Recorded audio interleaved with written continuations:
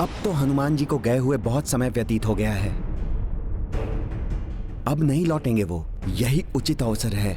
मैं अभी जाकर श्री राम जी को परमपिता श्री ब्रह्मा जी का संदेश पहुंचाता हूं।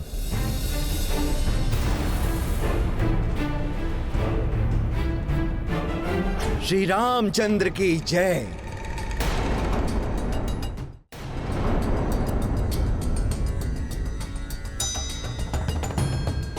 प्रणाम ऋषिवर। कल्याणमस्तु पुत्र। हम धन्य हुए आपका दर्शन पाकर। कृपया अपना परिचय दीजिए। पुत्र, परिचय तो सांसारिकता का द्योतक है और ऋषि सांसारिकता से दूर होते हैं, अतः उन्हें किसी परिचय की आवश्यकता नहीं है। बस ये समझ लो पुत्र कि मैं परमात्मा का एक अंश हूं। धरती पर श्री राम जी के दर्शन लेने आया हूं। श्री राम जी के लिए महर्षि स्वयंभू का संदेश लाया हूं। प्रणाम ऋषिवर। धन्य भाग हमारे जो आप यहां पधारे। आइए।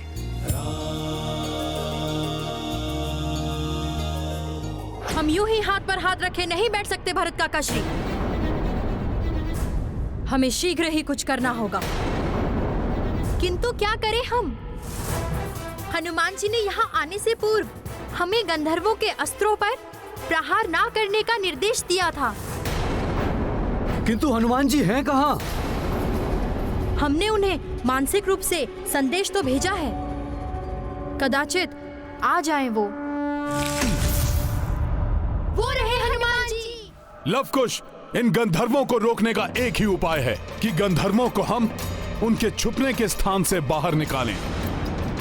अतः तुम अपने दिव्य बाणों का सोच समझकर प्रयोग करो। जो आज्ञा हनुमान जी।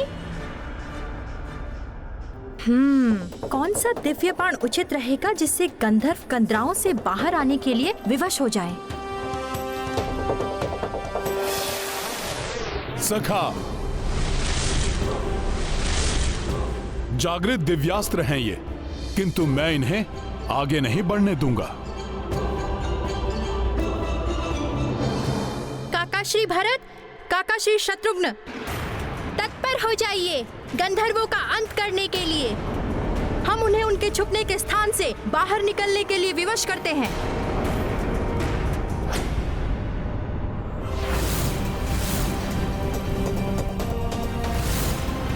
आग्नेयास्त्र प्रकट हो।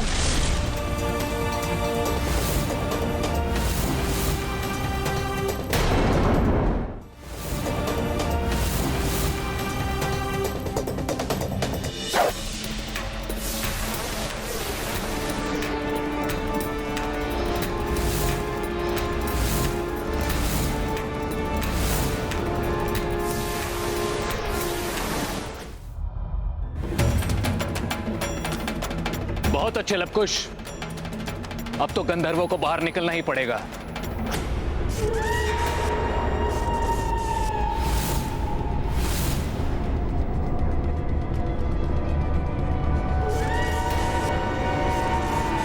गंधर्व बाहर आ रहे हैं, लक्ष्य साधो।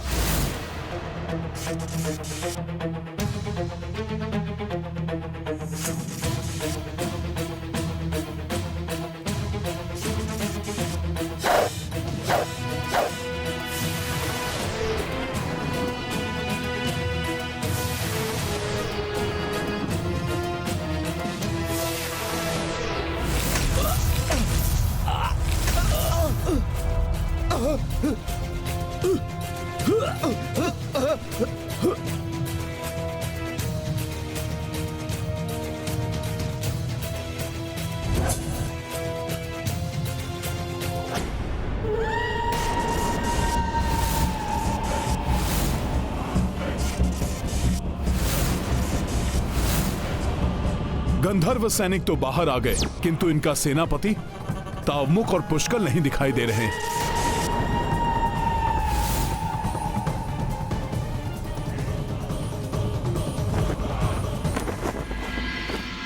विराजिए ऋषिवर।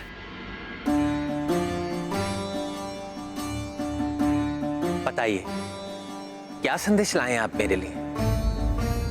और ये महर्षि स्वयंभू कौन है?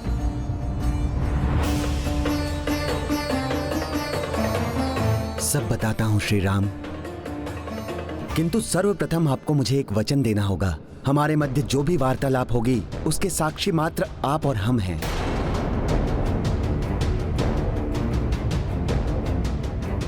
अन्य कोई भी इस बात को ना सुने।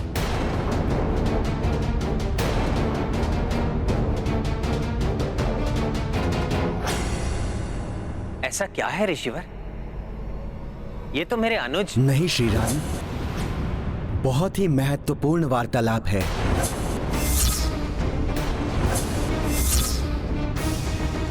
और हमारे इस वार्तालाप में हस्तक्षेप ना हो, ये निश्चित करने के लिए आपको ये विधान लेना होगा कि हमारे वार्तालाप में कोई व्यवधान उत्पन्न करे तो आप उसे मृत्यु दंड देंगे।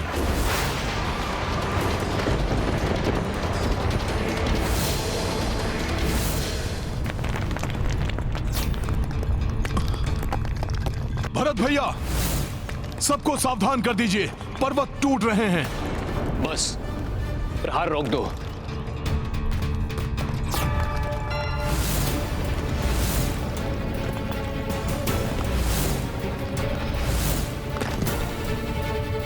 वत्सशिलाएं तो हमारी ओर ही आ रही हैं। इन शिलाओं को तो रोकना होगा।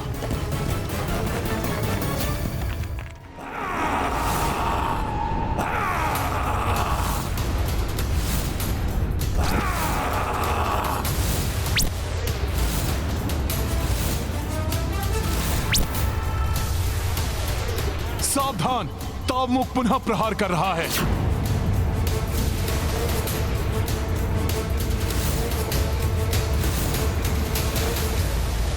भैया पुष्कल,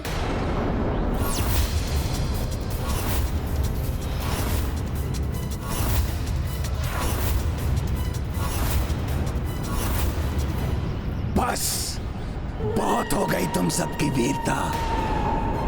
स्मरण रखो, तुम्हारा राजकुमार पुष्कल मेरा बंदी है, जिसे कैकेयी राज्य में ही गुप्त रूप से भूमिगत करके रखा हुआ है मैंने। यहाँ का राजा युद्ध जीत भी उसे ढूंढ नहीं पाएगा।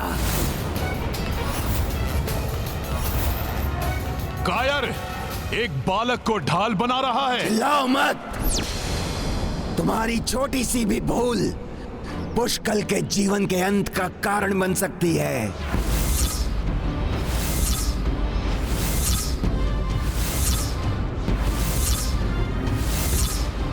अब सुनो, यदि तुम्हें पुष्कल चाहिए तो युद्ध जीत को एकाकी निशस्त्र मेरे राजभवन में भेज दो।